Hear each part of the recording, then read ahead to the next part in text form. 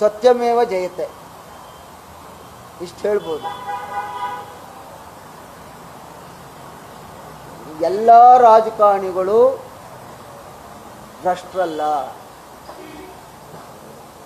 ಎಲ್ಲ ಅಧಿಕಾರಿಗಳು ಪ್ರಾಮಾಣಿಕರಲ್ಲ,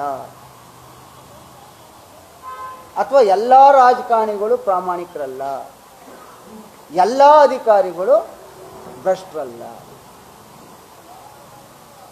ಆದರೆ ಆ ಜಡ್ಜ್ಮೆಂಟ್ನ ನಾನು ಓದಿದೆ. ಇನ್ನೂ ಕೂಡ ನ್ಯಾಯಾಲಯದ ಬಗ್ಗೆ ಜನರು ಕೊಲ್ಲಕ್ಕೆ 10 ಜನ ಇದ್ದರೆ ಕಾಯಕ ಬಿದ್ದೇ ಇರ್ತಾನೆ. ಅದನ್ನು ಇನ್ನಷ್ಟು ದಾಖಲಾತಿಗಳೆಲ್ಲ ತಗೋತಾ ಇದ್ದೀನಿ. ಯಾಕೆ ತಗೋತಿರ್ಲಿಲ್ಲ, ಇದೆಲ್ಲ ಯಾವುದೋ ಒಂದು ಇವತ್ತು ಬೆಳಗ್ಗೆ ಒಂದು ಸೋಷಿಯಲ್ ಮೀಡಿಯಾದಲ್ಲಿ ನೋಡಿದೆ. ಒಂದು 25 ಜನ ಇದರಲ್ಲಿ 24 ಜನ ಕಾಮೆಂಟು ಸರಿಗಿರ್ತದೆ, 1-2 ಇರ್ತವೆ ಸೋಷಿಯಲ್ ಮೀಡಿಯಾ. ಅದರಲ್ಲಿ ಅದು ಕಾಮೆಂಟ್ ನೋಡಿ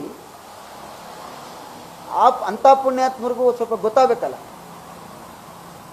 ರಾಜಕಾರಣಿಗಳು, ಅಧಿಕಾರಿಗಳು, ಅಥವಾ ರಾಜ್ಯದ ಮುಖ್ಯಮಂತ್ರಿ, ರಾಜ್ಯದ ಮಂತ್ರಿ, ಅಥವಾ MLAಗಳು, ನಾವು, ಅಥವಾ IAS ಅಥವಾ ಚೀಫ್ ಸೆಕ್ರೆಟರಿ, ನಾವು ಯಾರೂ ದೇವರಲ್ಲ. ಸರ್ಕಾರಿ ನೌಕರ ಡಿ ಗ್ರೂಪ್ನವನಿಂದ ಹಿಡಿದು ಈ ರಾಜ್ಯದ ಚೀಫ್ ಸೆಕ್ರೆಟರಿ ತನಕ ಸರ್ಕಾರದ ಸೇವಕರು. ನಾವು ಗ್ರಾಮ ಪಂಚಾಯತಿ ಮೆಂಬರಿಂದ ರಾಜ್ಯದ ಚೀಫ್ ಸೆಕ್ರೆಟರಿ ತನಕ, ಇದು ಮುಖ್ಯಮಂತ್ರಿ ತನಕ ಸಾರ್ವಜನಿಕ ಸೇವಕರು. ಯಾರಿಗೂ ಏನು ಕೊಂಬಿಲ್ಲ. ಆದರೆ ಇದ್ರ ಬಗ್ಗೆ ಈ ಇಶ್ಯೂ ಡೈಲ್ಯೂಟ್ ಆಗುತ್ತದೆ. ಶನಿವಾರ ಒಂದು ಇನ್ನಷ್ಟು ಮಹತ್ವದ ದಾಖಲೆಗಳು ಕಲೆಕ್ಟ್ ಮಾಡ್ತಾ ಇದ್ದೀವಿ. ಅದೆಲ್ಲ ಶನಿವಾರ ಬಂದ ಮೇಲೆ ಶುಕ್ರವಾರ ಸಂಜೆ ತಲುಪುತ್ತೆ. ಶನಿವಾರ ಯಾಕೆಂದರೆ ನೀವು ಭಾಳ ಮುಖ್ಯ.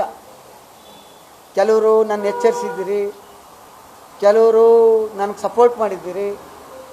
ಅದು ನಿಮ್ಮಿಂದ ಗೊತ್ತಾಗಬೇಕು, ನಿಮಗೂ ಗೊತ್ತಾಗಬೇಕು, ನನಗೂ ಗೊತ್ತಾಗಬೇಕು. ಅದನ್ನ ಮೋಸ್ಟ್ಲಿ ಶನಿವಾರ ಒಂದು ಜೊತೆ ನಿಮ್ಮ ಜೊತೆ ಹಂಚ್ಕೊಳ್ಳೋಣ ಅಂತ ಅಂದ್ಕೊಂಡಿದ್ದೀವಿ. ಅದಕ್ಕೆ ಮುಂಚೆ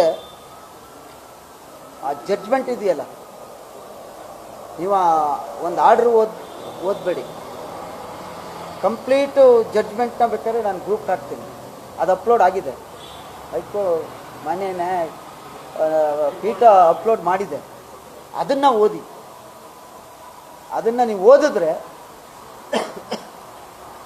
ಯಾರು ತಪ್ಪು ಯಾರು ಸರಿ ಅನ್ನುವಂಥದ್ದು ನಿಮಗೆ ಗೊತ್ತಾಯ್ತು.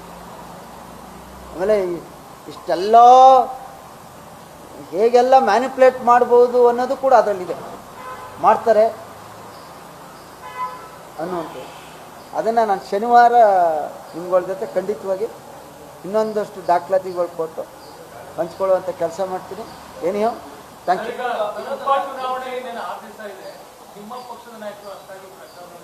ಹೋಗ್ತಾ ಇದ್ದಾರೆ, ಈಗ ನಾಳೆಯಿಂದ ಬರ್ತಾರೆ. ಹೋಗ್ತೀವಿ.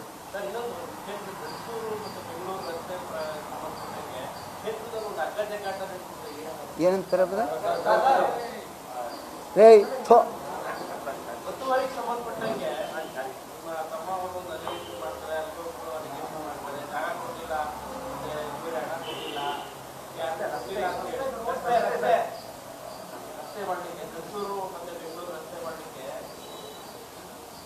ಸಾಲಿಗ್ರಾಮದ್ದು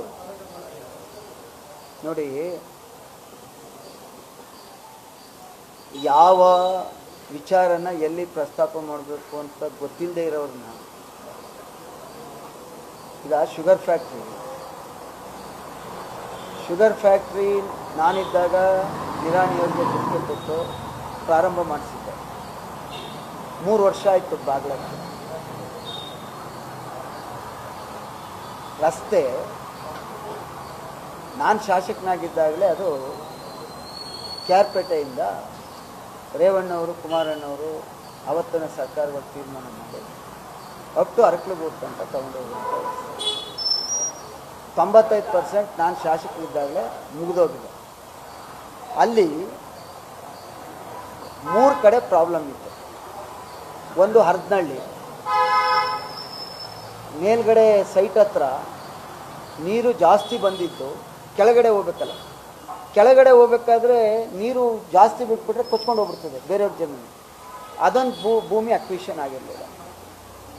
ಅದೊಂದು ಮಾಡಿಸಿ ನಾನಿದ್ದಾಗಲೇ ಮಾಡಿಸಿದ್ದೆ. ಈಗ ಪೇಮೆಂಟ್ ಕೊಟ್ಟು ಅದು ಸೆಟ್ರೇಟ್ ಆಯಿತು. ಇನ್ನೊಂದು, ನನ್ನ ತಮ್ಮಂದು ಪೆಟ್ರೋಲ್ ಬಂಕ್ ಇದೆ, ಅಲ್ಲಿ ದುಡ್ಡು ಕೊಟ್ಟಿದ್ದಾರೆ, ಪರಿಹಾರನ ತೊಗೊಂಡಿದ್ದಾರೆ, ಕೆಲಸನೂ ಆಗಿದೆ ಅಲ್ಲಿ. ಇನ್ನೊಂದು ಕಡೆ ಈ ಕೆರೆ ಎದುರುಗಡೆ ಅಲ್ಲೊಂದು ಪ್ರಾಪರ್ಟಿ ಇದೆ. ಇದೇ ಸರ್ವೇಯರ್ ಬಂದು 4.25 ಗುಂಟೆ ಇದು ಭೂಮಾಲೀಕರದು ಅಂತೇಳಿ ಅವನೇ ಮಾರ್ಕ್ ಮಾಡಿ ಹೋಗೋಣ 4.25 ಗುಂಟೆ. ಅದೇ ಸರ್ವೇಯರ್ ಬಂದು ಇನ್ನು 2 ತಿಂಗಳು ಬಿಟ್ಟು ಒಳಗೆ ಕಲ್ಲಾಗ್ತಾನೆ. ಆಯಿತಾ? ನನ್ನ ಹತ್ರ ಅಫಿಷಿಯಲ್ಸ್ ಬಂದರು, ರಸ್ತೆ ಎಲ್ರಿಗೂ ಬೇಕಾಗಿರೋದು, ಒಂದು ಕೆಲಸ ಮಾಡಿ, ಅವನೇನು 2.5 ಎಕರೆ ಅಲ್ಲಿ ಇಳುವಳಿ ಭೂಮಿ ಇದೆ, ಅದೇನು ಇದು ಯಾರೇ ನೋಡಿದ್ರು ಚೆಕ್ ಬಂದು ಇರುತ್ತೆ, ಇಲ್ಲಿಂದ ಎಷ್ಟು ಚೈನು ಅಂತ ಇದ್ದೇ ಇರ್ತದೆ. ಅದನ್ನು ನೋಡಿ ಕರೆಕ್ಟಾಗಿದ್ದರೆ ಬಿಡಿಸ್ಕೊಡ್ತೀನಿ, ನಿಮ್ಮದು ಆಗಿದ್ದರೆ. ಭೂಮಾಲೀಕರಿಂದಾದರೆ ನೀವು ಪರಿಹಾರ ಕೊಡಬೇಕಾಗಿದೆ. ಸರಿ ಪಾಪ ಅವ್ರು 2 ಸಾರಿ ಬಂದರು, ಆಮೇಲೆ ಅಳಿಸಿದ್ರು, ಆಮೇಲೆ GPS ಸರ್ವೆ ಐತಲ್ಲ ಅದು ಮಾಡಿಸಿದ್ವಿ.